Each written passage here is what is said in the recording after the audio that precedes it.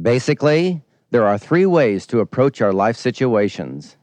The first way represents the hard approach to life, which is an aggressive, forceful way of dealing with a situation. The second way of dealing with a situation is to be passive. This represents someone who avoids a difficult situation. They will run away from their problems.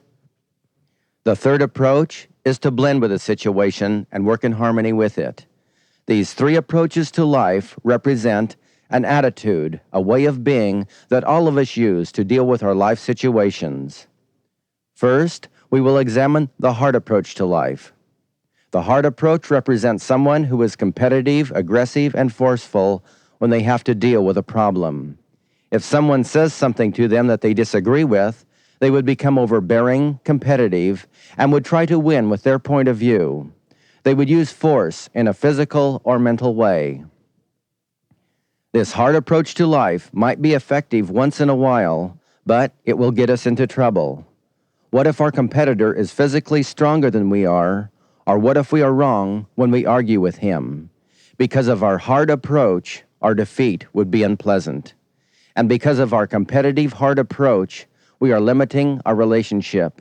We are not building a strong, sharing, and trustworthy friendship. We are not taking the time to see things their way, so instead of growing with the individual, we are creating resistance.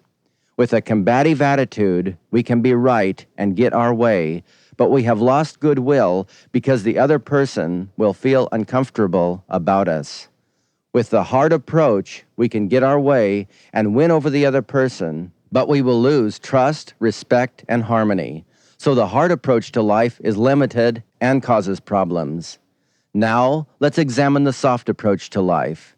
If we have to deal with a problem or conflict, we might run away from it. If this is our way of dealing with the situation, then we would not feel good about ourselves, and we are not learning to handle the situation. We are not testing ourselves with life. We are letting situations manipulate us. So the soft approach to life is limiting, and it hinders our potential to grow and to really experience life. Since the hard and soft approaches have their limitations, we will examine a more effective way of dealing with our life situations. This method is the blending approach to life. With the blending approach to life, we keep our integrity and give our point of view as we work in harmony with an opposing force. For example, if someone says something that we disagree with, instead of arguing with him or passively saying nothing, we look at the situation his way. We look at his worldview. We identify with his feelings.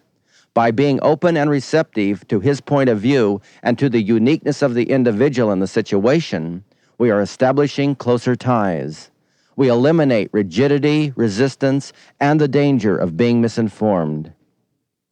By identifying with the individual, a progressive relationship is being formed. Then, as an ally, as a friend, we can tell him what we have found to be true and give him our point of view.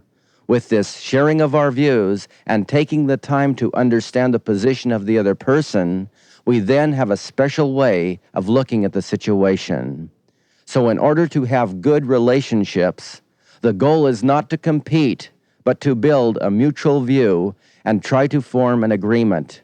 The goal is to share our differences and to attack our problems together. Privately, each of us have a special point of view, and together we negotiate a collective point of view. Human relations is a process of compromising our unique differences, and this is true even in the family with our children, neighbors, or close friends. We are always negotiating and reestablishing a new relationship with everyone all the time. In fact, the closer you are to someone, the more important it is to communicate on a regular basis and share your opinions with them.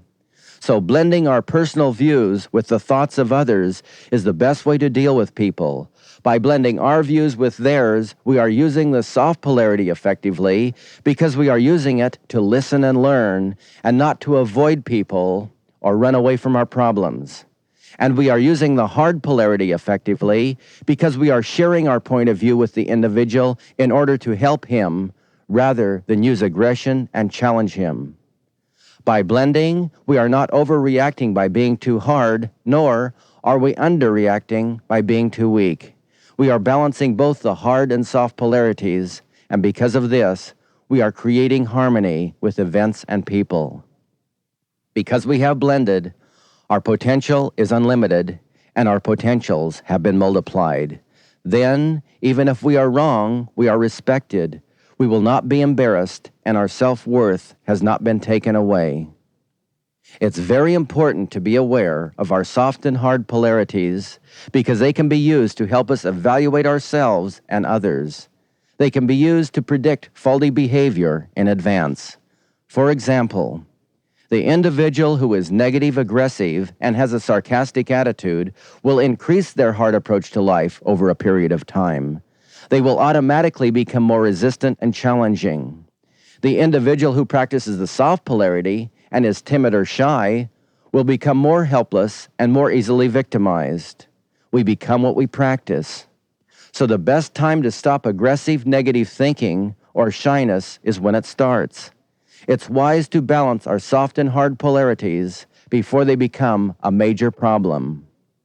But as children, we often adopt a way of life that is too soft or too hard, and we become a victim to our polarity weaknesses.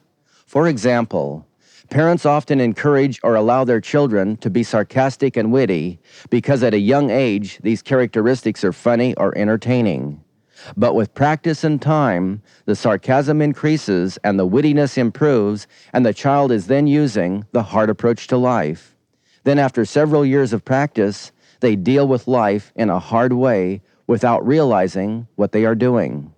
Their relationship with their parents and other people are awkward, and problems surprisingly occur because they are out of balance. They need humbleness, kindness, a sense of loyalty, and generosity to balance their lives. But when sarcasm and negative witticisms dominate the mind, these positive values are often avoided and thought of as being boring and unuseful. But without the positive values, the individual who is negative will remain off balance. And because they are off balance, they have limited their growth in a mental, emotional, spiritual, and financial way. And they are out of harmony with reality. A parent would be wise if they never supported or rewarded a sarcastic attitude or a witty put-down statement. Sometimes children are shy, and with time and practice, the shyness increases to the degree that the child is severely limited, and the parent often supports the child's shyness by telling the child and everyone else that the child is shy. It would be best if the parent did not talk about the shyness. The wise parent would counteract the shyness by getting the child involved with drama classes, singing, or performing. Shyness should be counteracted with activities that are aggressive.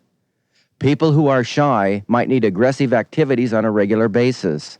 A weak characteristic may always present a problem to us if we are not involved with something to counteract it.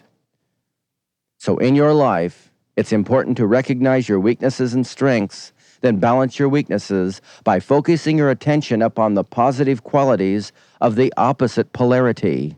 Because the best way to change a characteristic that is too soft or too hard is to balance it with the opposite characteristics that are positive. For example, the soft polarities that can be detrimental to you are shyness, self-doubt, a negative self-image, low self-confidence, depression, and fear. These can be balanced with the hard polarities that are positive, such as trust, inspiration, positive thinking, progressive goals, and optimism under all circumstances. The hard polarities that can be common barriers to you are negative aggressive behavior, a demanding attitude, negative interpretations, sarcasm, envy, jealousy, and anger. These can be balanced with the soft polarities that are positive, such as calmness, unconditional friendship, tolerance, gratitude, respect, forgiveness, and empathy. So it's wise to keep an awareness of how you are balancing yourself and challenge yourself to acquire those qualities and activities that you need to find balance in your life. This is a continuous ongoing process that you are involved with. And if you take the time and effort to improve your balance, your interactions with people and situations will be more interesting, and you will improve your ability to blend with your environment. Now, in order to improve your blending approach to life and effectively use the hard and soft polarities, I will give you several examples of how polarities can be balanced in every aspect of your life. If I was tense with all of the muscles in my body, then jumped into a swimming pool to swim, what would happen? Well, I would sink. I would be so powerful, so hard, so strong, that I would defeat myself. I wouldn't be able to swim. And if I was soft and weak with my movements and muscles and tried to swim, I wouldn't be able to swim. I would sink. Because of my extreme softness, I would have defeated myself. Being too tense or too weak with my muscles and movements would be ineffective. This concept can be applied to other sports and areas of our lives. If I hold a golf club too tight and use a lot of strength, I wouldn't be able to hit the ball very far. If I held a bowling ball with lots of strength, my bowling technique would be hindered. If I'm too hard and too tense, I hold myself back from being powerful and effective. In track or in the martial arts, it's the natural flow, the blending of softness and strength that's important. If someone is learning to drive a car, they might be too hard with the brake, then too soft with the clutch. They might shift too fast and then too slow. Because they are a beginner, they are over and underreacting. Their movements are not balanced. But after they become a better driver, their actions are flowing and blending. They become one with the car. A professional, or one who is wise, is someone who blends both polarities and flows without effort when they perform a task or work with other people. A beginner, an amateur, or someone without experience will under and overreact. Sometimes their way of being will be hard, and sometimes they will be too soft. I worked for a company where the employees were ambitious and progressive. The management didn't want to change, but the employees still tried to establish new and progressive goals because they wanted the organization to advance. But the employees were demanding and sarcastic, so they failed because they overpolarized. They were too hard, too aggressive. Even though their intentions were good, they lost because of the way that they tried to accomplish their goals. After failing, they overpolarized in the opposite direction and became too soft because they decided not to do anything constructive or progressive anymore for the company. The employees had received a valuable lesson about life and polarities, but instead of learning from the experience and finding a balance in their own way of thinking, they blamed the management and took a hopeless, what's-the-use attitude. And this is what many people do in their lives. When people lose, they lose because they have overpolarized. They immediately blame someone or something else for their frustrations and failures, while all the time they are upsetting themselves because they are too soft or too hard with their attitude. People who are put into leadership positions for the first time will often have problems because they will overpolarize. They give direct criticism, then lots of praise, then they criticize again. Then they are helpful, then demanding. They try to be a good leader, but have problems with other people because they keep over and underreacting. Or a leader might decide to be strict and stay that way, or they might decide to be passive all the time. Both of these approaches to management will create morale and teamwork problems. And with time, the leader who is strict will become more easily upset if things are not exactly their way, and the leader who is passive will be out of touch with people and events. Good leaders will lead without being too hard or too soft. They blend because they will be a part of the action. They will listen to others. They will communicate, share ideas, and they will have guidelines to follow. A good leader will use both polarities because they will accomplish their goals and help other people to grow at the same time. And in our lives, each of us are given power over others in the form of being a babysitter, a teacher, a parent, or a manager. And the way we balance our power will determine how successful we are. Using power the hard way represents those who are dominating, demanding, and overbearing, and this way of leadership is very limiting. It doesn't allow other people to grow, and it creates stressful situations. On the job, it creates job burnout and limits unity. In the family, it hinders the potential for harmony and enjoyment. Using power the hard way is also detrimental to our health because a hard, tense relationship or a negative, aggressive environment can cause headaches, nervousness, and ulcers. Now, the soft approach of using power in a leadership position represents someone who doesn't have a plan or a goal. They do not reach out to help other people. They don't communicate their thoughts or feelings. No one knows what they are going to do or how they are going to think. The soft polarity needs to be harder so that it will represent flexibility of mind and open-mindedness. And the hard polarity needs to be softer.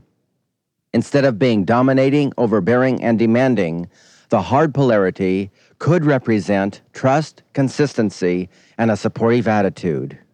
Then, when the soft and hard polarities are properly balanced together, there is mental flexibility and open-mindedness blended with consistency and a supportive attitude. Notice that when the hard and soft polarities are balanced, they become qualities that are positive, helpful, and forgiving. These qualities also promote harmony and trust.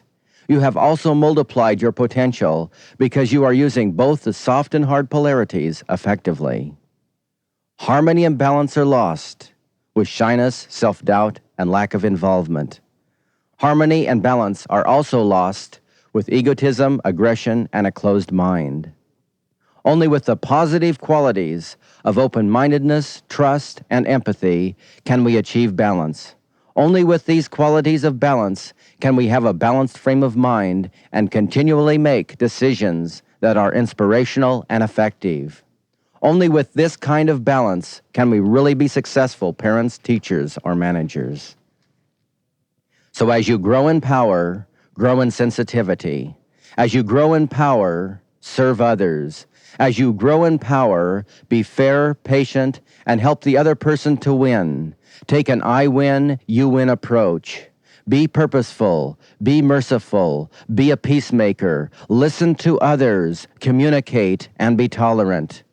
When you have power, use it to find out what your growth potential is with the other person. Then start working on that growth potential. Good leadership is power properly balanced, and power properly balanced will create a flowing and a harmonious relationship. Learn to see the balance of the soft and hard polarities in everything. Imagine a lion or a tiger when they run. They are powerful, but flowing and graceful. They are not too soft or too hard. An expert lecturer doesn't talk like a robot. They are smooth and flowing, yet they are powerful speakers. A professional dancer is very smooth and graceful with their body movements, and very powerful. People often use the hard approach when they think about discipline. They think of discipline as being harsh, demanding, and limiting. So they avoid the concept of discipline, but they need to look at discipline in a more balanced, holistic way, because discipline will give them freedom and pleasure. With discipline, they can control their eating habits, establish worthwhile goals, and achieve these goals. With discipline, they are not a slave to unwanted habits because they can determine what habits they want to have. So it's not wise to avoid discipline or think of it in a hard way. Therefore, blend the concept of discipline with freedom, and you will realize that discipline, when properly balanced, will give you more freedom. With discipline, you can have what you want to have, do what you want to do, and be what you want to be. So make discipline your friend and think of it in a softer way. Think of discipline as freedom. Discipline is especially important in situations where people have to be together, such as at work. At work, our personal habits are different from everyone else's. So it's important to discipline our personal habits and gear them down rather than have other people work around our personal habits. The question might be asked, what is your level of self-denial? If you ate garlic and smoked cigars and there were 5 people in the room, would you quit or continue? If there were 20 people in the room, would you continue to eat garlic and smoke cigars? Or if there were 30 people in the room? How many people will you sacrifice for your personal habits? Good human relations are cultivated when you sacrifice your personal habits for other people, not when you sacrifice other people for your personal habits. When we discipline ourselves for others, we keep an awareness about ourselves, we keep in touch with our weaknesses, and we improve our relationships. One of the biggest problems in human relations is when someone uncaringly bothers others with their personal habits. They overpolarize by only thinking about themselves. So observe yourself, stay in touch with your feelings, thoughts, and habits, and be aware of the opposite polarity too. In other words, take an interest in other people, invest yourself in them, be concerned about them, take an interest in others and in yourself. You will then cultivate harmonious, balanced relationships. And then with the spirit of self-discipline and respect for other people, you will cultivate more freedom for yourself and friendship with others. Now, I will give you some polarity concepts that are very valuable and important to understand. Always accept the way you are, but have a self-improvement goal that you are always working on. It's very important to have goals, but keep these goals balanced, so the goal should be challenging and achievable. Have goals, but include patience and tolerance. Then if you can't reach your goal on time, you will remain mentally and emotionally balanced. Stay mentally and physically relaxed, but don't be weak and passive. Be aware, but don't be on edge. Be enthusiastic, but don't be excited. Delegate to others, but take part of the action. Treat children like children and give them love and care, but treat them as if they are managers. Let them manage as much of their life as they can in a fun way. Let them have the freedom to make mistakes and give them wisdom. Keep them thinking and making decisions, but make sure they are open and receptive to others. A child at the age of 4 should have the freedom of a child, but also have a feeling of being in charge like an adult. A teenager should have their independence, but work in harmony with everyone. An adult should feel as carefree as a child, but also be in charge and take responsibility. You can tell the size of an individual by the size of the issue that they stand upon. So it pays to keep small things small and large things large, and know the difference between the two. You had better talk to people, but don't talk too much. You had better be friendly, but give people their space. Friendliness can be threatening. Give people just enough of yourself so that they will want more. Don't cling to them or be overbearing. Leave before they get tired of you. When you were a child and you were learning to walk, you stood and then you fell, and you kept standing and falling. You didn't sit on the floor and worry about being a failure in walking. You kept trying. The natural self-confidence was already there. What happens to the self-confidence is that we cover it up with depression stories that we create. So blend caution with your natural self-confidence and eliminate your depression stories, because it's your depression stories that cover up your natural self-confidence and neutralize your hopes and faith. If we are learning to ski, we would reach a point where we could easily ski the beginner's hill. Then we would automatically have the urge to ski the intermediate hill. Then, when we could easily ski the intermediate hill, we would want to ski the advanced hill. It's natural to improve, to advance forward, and to seek adventure. The problem exists when we do not keep an awareness of what we can do and where we are going. So keep a balance. Know when you are in control. Know which hill you are on, and then slowly adventure onward to the next hill. Don't get stuck on the same hill for the rest of your life. And don't hurt yourself or lose control by moving to the next hill too fast. So be aware of those things that you have control over and balance them with your new adventures. You had better be adventurous, but find solitude in those things in which you have already accomplished. Have order in your life, and sometimes just relax and let go. Mix unity with variety. A part of us is intellectual and factual. This is the part of us that wants to have a plan, a goal, and a path. There is also a part of us that is intuitive. This part of us is experiential in nature. For example, If we wanted to know the difference between orange juice and milk, we could taste both of them, then we would know the difference.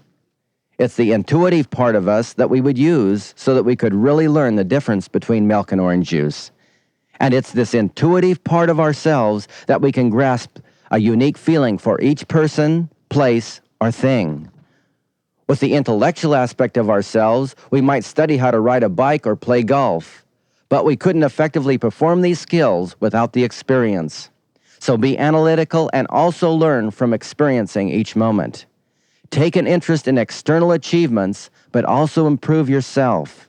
External things are only objects for you to use, not to serve. You are not the servant to things or people unless you choose to give your mental and emotional balance to them. So work in harmony with external events and people, but make sure that you keep your mental and emotional balance. Inner balance is the way to an enriched life, and virtue is the middle between the extremes. Happiness attends virtue, which is the middle path, and that is the blending way. You cannot receive the benefits of bliss, rapture, and contentment from arrogance and egotism, because arrogance and egotism will keep you out of balance. You cannot receive the benefits from the truth with a lie, because lies will keep you out of balance. You cannot get the most out of life without using the best qualities from both polarities. It's just as self-defeating to be weak as it is to be too strong, because shyness, self-doubt, and fear, or a demanding, dominating, overbearing way of thinking, will off-balance your whole life. Try to avoid the concept of polarities, if you will, and you will realize that you must deal with them at last and all of the time. So be wise, be aware of the soft and hard polarities, and seek to balance these polarities in your life. By doing this, you will really see the value and reality of forgiveness, respect, kindness, and dignity, because it's these values that will keep you in balance. So in order to achieve insight, success, and balance in your life, use positive values in your human equation, such as open-mindedness, trust, forgiveness, kindness, and empathy, because it's with these values that you can keep yourself in balance. And make sure that you improve your belief system so that you will see the unity of opposites in all things. People have troubles in their lives and often stand divided, not because of the way things are, but because of theories and opinions that they have substituted for the truth within their own thinking.